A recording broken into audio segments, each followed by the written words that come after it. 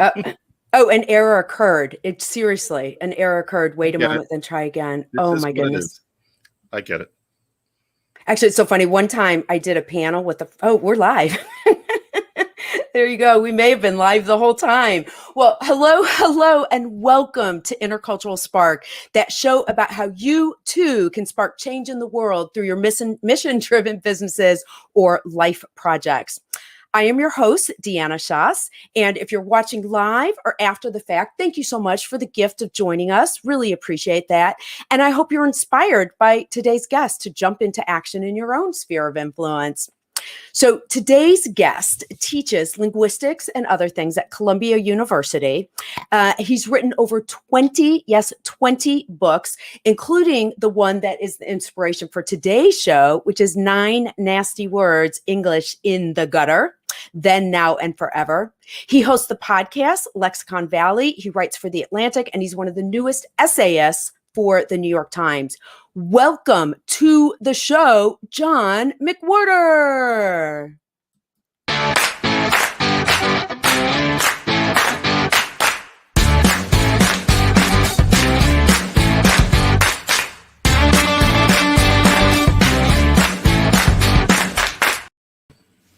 Hi, John. How are you? Hi, Deanna. How are you? So I had to do a quick change. I told John I had to wear my inner voice shirt. Because as I was preparing to do this, because there may be cussing on the show, my inner voice kept saying, you're not allowed to cuss in public. So rather than having my inner voice on the side, like coaching me or telling me what I can and can't do, I brought my inner voice with me to the show. So that's what that's about.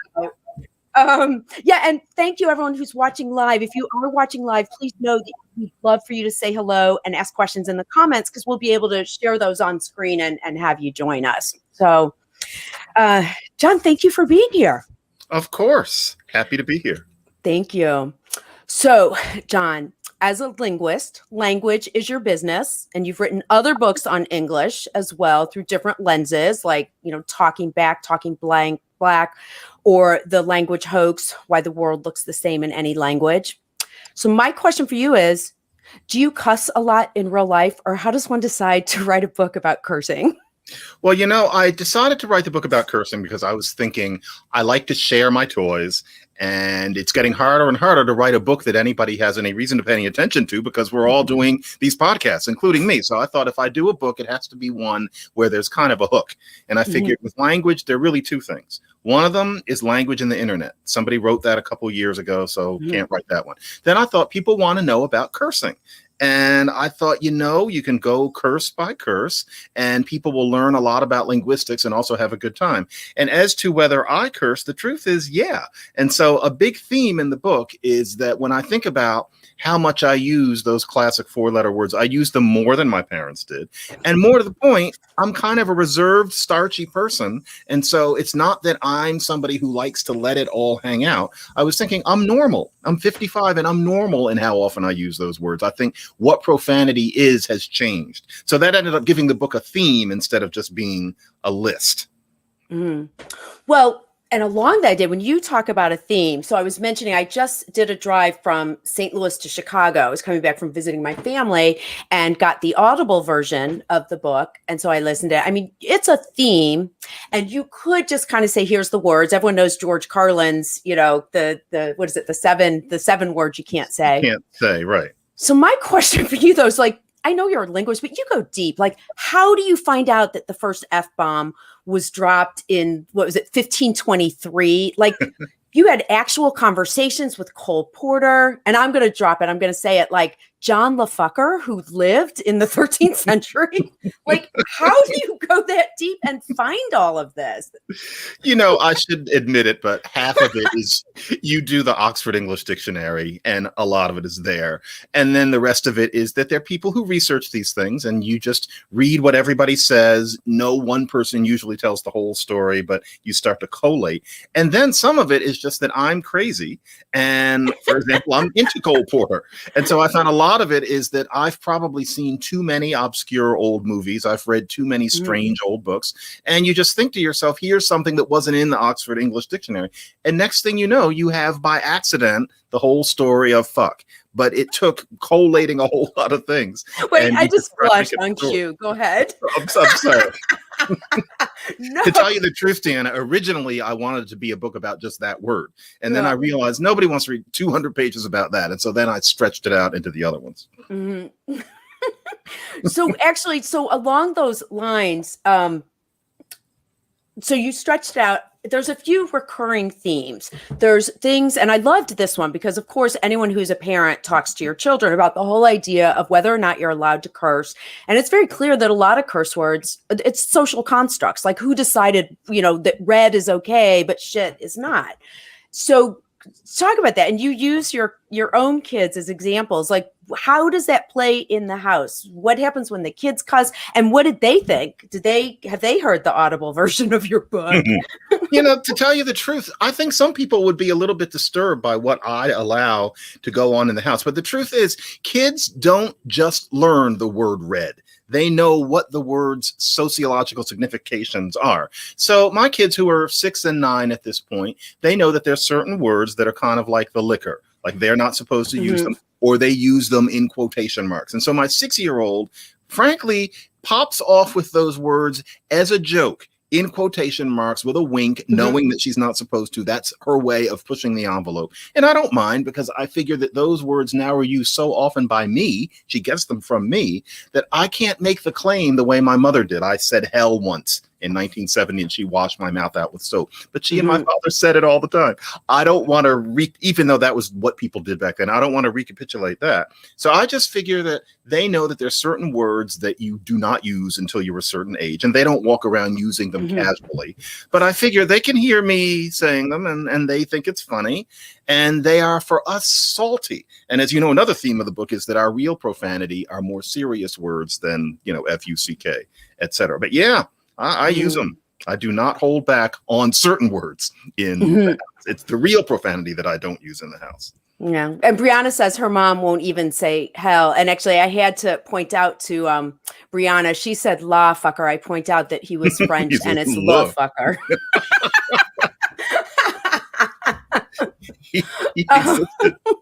No.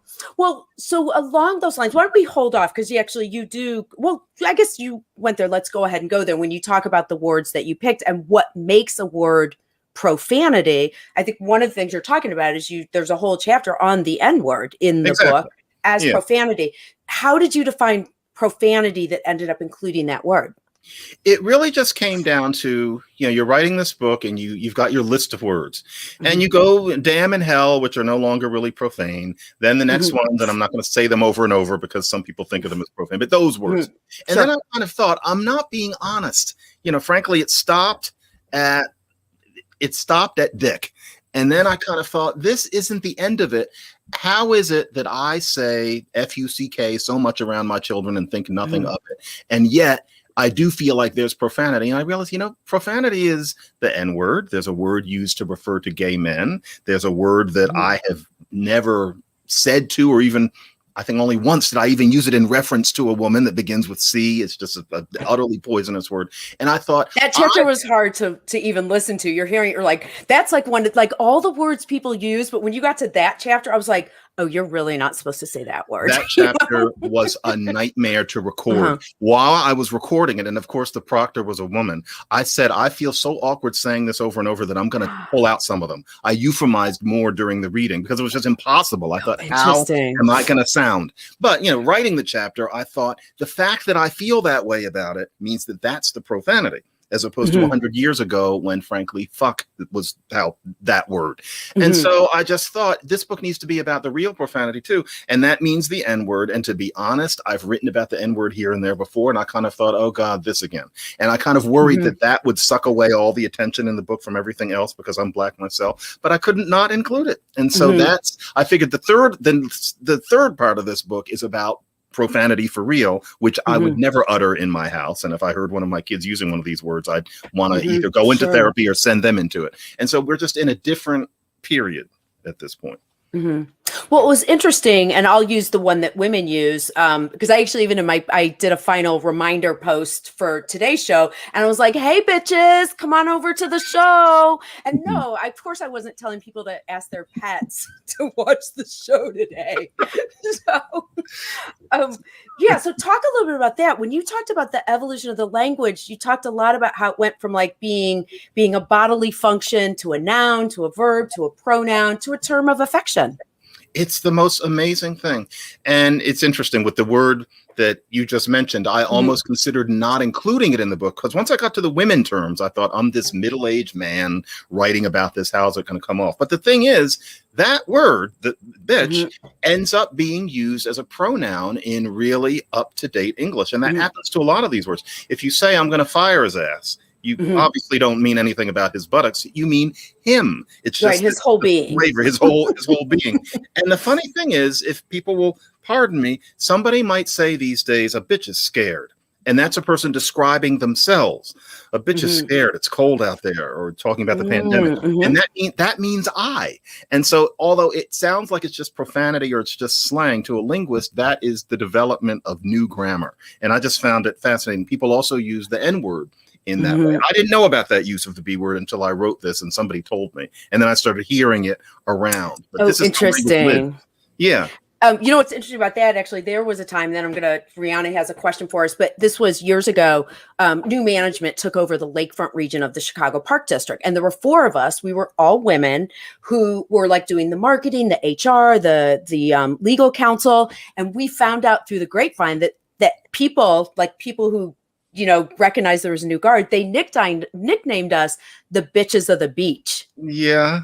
We loved it. Are you kidding me? We were like so proud of that. We're like, yeah, all right. It's been reclaimed. Exactly. Yeah, I mean, of course, sure. I'm not going to use it, but yes, it can be used in a way that marks pride. Exactly. Sure. So Brianna's asking, you've talked a little bit how profanity changes over time with the meaning we assign to it, but you have a great quote. You're going to say it better than I did, but kind of when cussing changed from being about the church to being about bodily functions. So talk about that. But yeah, so how do words become less bad over time? One quote, and I forgot I wrote it till somebody told me a couple of weeks ago, is when profanity went from being about the holy to being about the holes. And I did write that quote. And so it starts out as being about God, and then it's not, we put OMG on a t-shirt, then it becomes about excretion and sex, and now it's about slurring other people, which I think is in a way more sophisticated than it being about the holes in particular. But a lot of it is that things get weaker. And so, for example, if you look at cursing, there's what's in the dictionary, but then there's what you really say. And so you can, and pardon me, folks, just for illustration, you can say shit, but then notice that there's bullshit and horse shit, which just makes it stronger. You could call somebody a fucker, and you could, until about 1960, notice that it's really more idiomatic to call somebody a motherfucker, which makes no sense. It just gives it some snap that the word had lost. So the thing is, surprise, a joke wears off, a curse wears off. One more. What the hell is this? Okay. What the fuck is this? That's me, because what the hell is too light. Somebody 25, what the shit is this? Because it's different. You keep on renewing these sorts of things. So a lot of it is that you want it to have the punch that it used to have. And so these things get renewed. So something interesting about that, when we and I did warn people that there would be cussing on this show, but it's completely in context. So I named the show this idea of whether language makes you look old. And the reason I did that, I'm getting a little echo on my end. I don't know if you're hearing it. There it goes. No. Okay, good. So the reason I named it that, this is so funny. When I named the show, I'd only read the introduction. And you were going through all the archaic things of like golly gee willikers and this or that. And basically, John, it was my vernacular. Basically, it was like everything I say every day. To the point where I was late for going to teach fitness and I couldn't find my keys. And I walk into the kitchen and I'm going to drop the F-bomb for effect. I was looking for my keys. I'm like, golly gee, fucking willikers. And my son stops and he goes, you need to talk to John about that on Thursday. Like, what is wrong with you? You're mixing them up. Oh my God. So one, I'm mixing them up. Two, I'm realizing I'm showing my age. Plus, I didn't even know. I've never heard someone say, "What the shit is this?" And I have to tell you, so please tell us your secret, because when I'm listening to the book, you evolve over the generations so well. And when you say the stuff, you sound authentic. Like I say the new stuff and I sound like an old person trying to sound hip. How do you learn new things and then say them so naturally? What an interesting question. I think many people, given what my media persona often is, would be surprised is that I'm kind of a mimic. I've been told that since I was 5 or 6. I like imitating other people. And so if I hear it, I have a spontaneous desire to try to sound like it, even sometimes if it's a woman where, my voice doesn't match it. But also, I'm always listening. And so I walk down the street, and just like people watch, I guess people listen. And so, for example, I remember while I was writing the B word chapter, I saw some teenagers, and there was a woman, and there was a girl and a boy and a boy. And then a girl walks up to them and she says, "Hey, bitches." And I remember thinking, actually, 2 of them are guys. And so I was thinking, this really is even becoming gender neutral. It's this friendly way of saying hello to your friends. Sure. Now, I guess somebody might wonder, why was I listening? I guess I should have been, looking at my phone. But I'm always listening to what the kids are saying. And also, if you teach at a university, just you're walking down the street. My office used to be on a major kind of thoroughfare where I would just hear people saying things. And then if people know that you're interested, your students will start telling you. I'll say, "What's that word you used, Rebecca?" And then there'll be this whole conversation about, here's some things that we're saying. So they help me with a lot of it too. So it's just having a weird ear. That's what that is. And your kids, if you use things that they do they act like, "Oh, Dad, stop it"? Or do they encourage just starting with the 9-year-old, that she has little things she says, especially over Zoom over the past year because of the what. And then I'll say something in the background like them, and I can tell that it's already Dad's not cool enough to say that. Yeah, that's happening. So my new answer to who would you want to hang out with from history, my new answer is Lucille Bogan. Like, you reference her a number of times, like a lot of the times when language was pushed to the limits and then new things got into public, the public lexicon, it was because she did it. Can you just tell me a little bit about her? Like, I'm fascinated by her.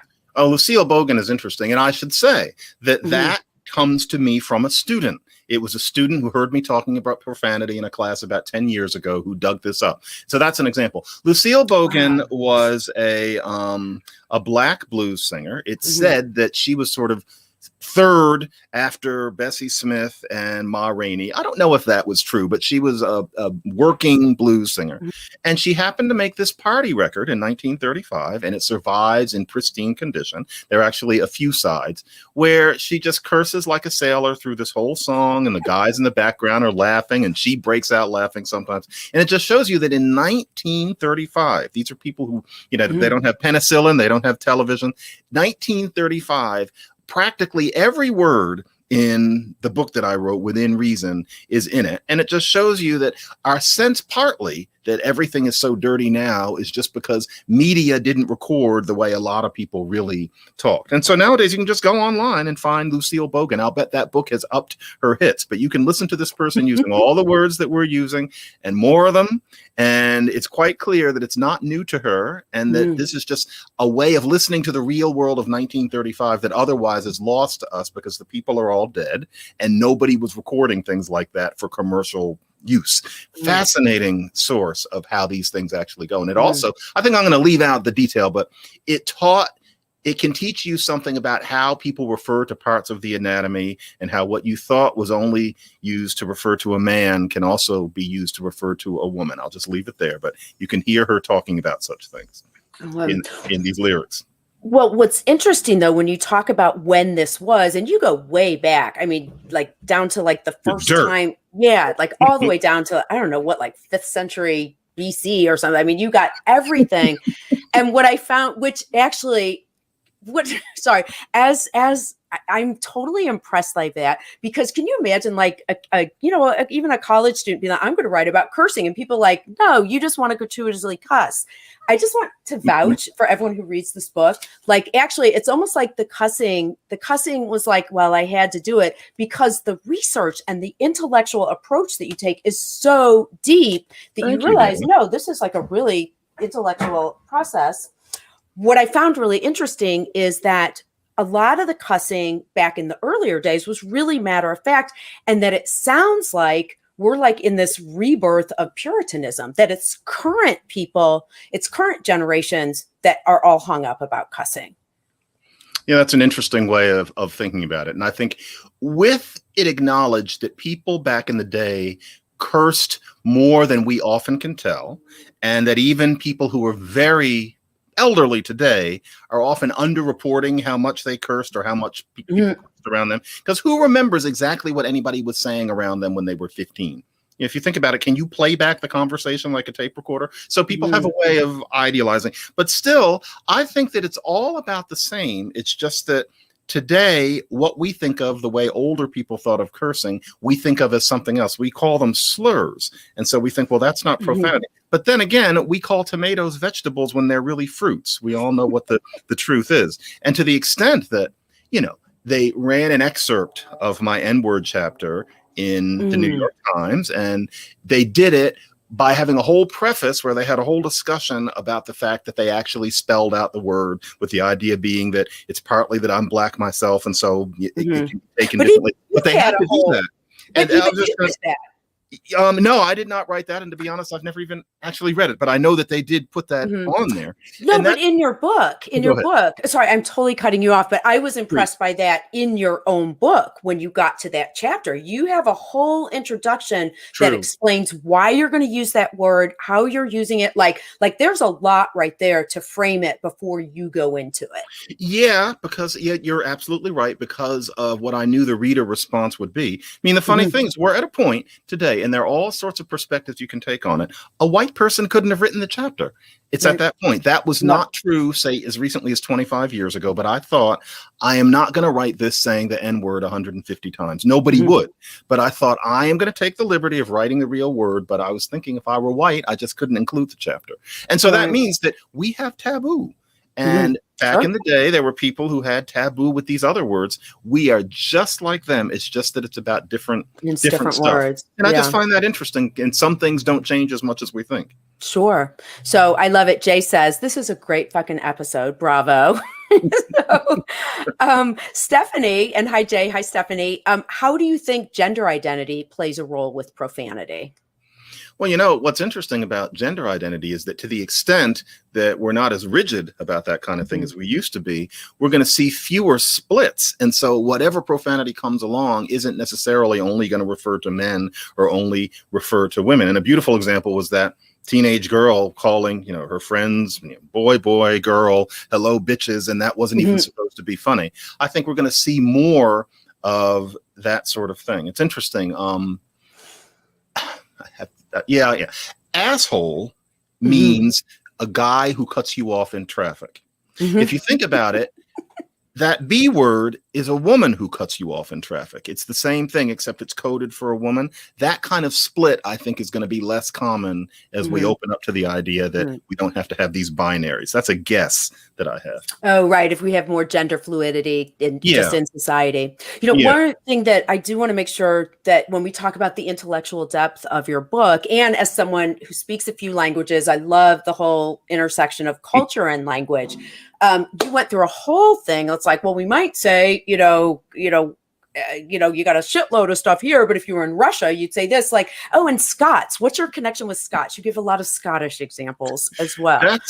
It's only just that there's something profane about those Scots, in that when you look at the first usages of certain words, for some reason, it always pops up in written Scots. So maybe there were people speaking Old English. I am convinced, for example, I say in the book, that there would have been a verb fukon in Old English that meant that.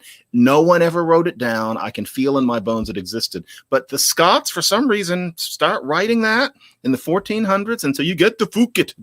And so if you want to know that it exists, you have to read this obscure Scottish poetry. It's not something I have any particular interest in, but that is where you get the first evidence for some reason. And with Russian, it was just because I love it. And there are a lot of sources about Russian profanity, and it's very rich. I mean, just listening to what they do with a certain 3 words is dazzling. And so I thought I wanted to get that in there to show that English isn't as odd as we might think in terms of how it does its profanity. Sure. One thing for our viewers, if this is helpful for those of us, like I've got my inner voice with me today. I was with a client yesterday, and there was a curse word that fit into conversation. I had your book in my backpack. So at first I said, boy, you did a lot of work on that. And then so for anyone else, get the book, you can do this. I pulled it out of my backpack and I said, actually, the real word, if I was going to use it, which John says, the real word is that was a shitload of work. So, and then I put the book back in, and the we just real kept word going. Yeah. And then I wondered if that was the right one, if there was another version, another second part of that. So sounds real to me. Yeah. So I cannot believe it. We are already at the point. Oh, and we didn't even talk about show tunes yet. Let's do our exercise of the day. And then right before we close, maybe you'll sing a show tune. I want to know about the New York Times. But every time, because people learn differently, I always like to do kinetic learning on the show, which is the interpretive exercise of the day. So I'm going to make myself full screen for a second, and then I'll pull you back on. I hope you'll do the exercise with me. And then you can tell me if you know why this exercise is indicative of what we're doing. All right, I'll try. Okay. All right. So here we go. And for those of you at home, you can do this just in your chair. I hope you'll do it with us. This exercise is for your rotator cuff. So I want you to bring your arms up. Your elbows are like 1/2 inch below shoulder height, 1/2 inch in front. You can just make a fist with your hands.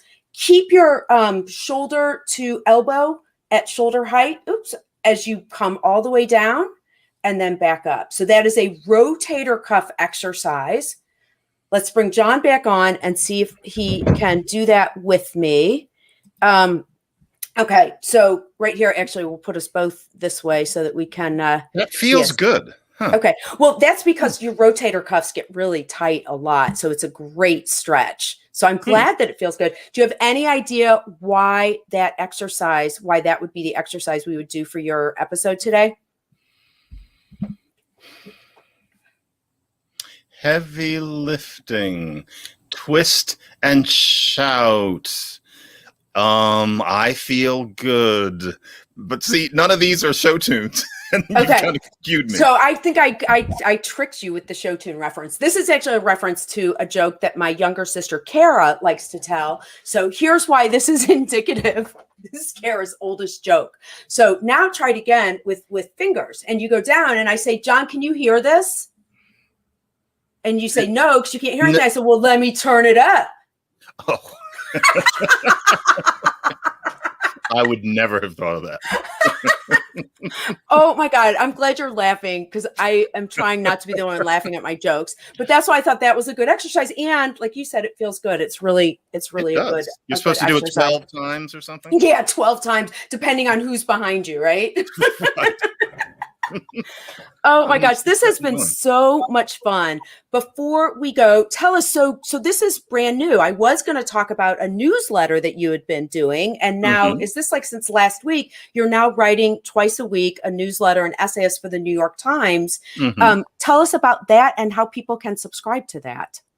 Well, that happened kind of out of the blue. I frankly didn't expect for many reasons that the Times would ever want my regular contributions. But apparently now I'm doing an essay a couple of times a week. They're starting a subscriber-only newsletter section. And that's not as exclusive as it sounds, because I would venture that most people who read the Times every day subscribe. But the idea is that you subscribe and then you get to read me going on about something for 1,500 words every 3 days. It's sometimes language, sometimes it'll be about race, sometimes it'll just be about the arts. And why I have signed up for this, I'm not completely sure, but as if I, had so much spare time. But yes, I've been having fun so far. I just wrote the fourth one today, come to think of it.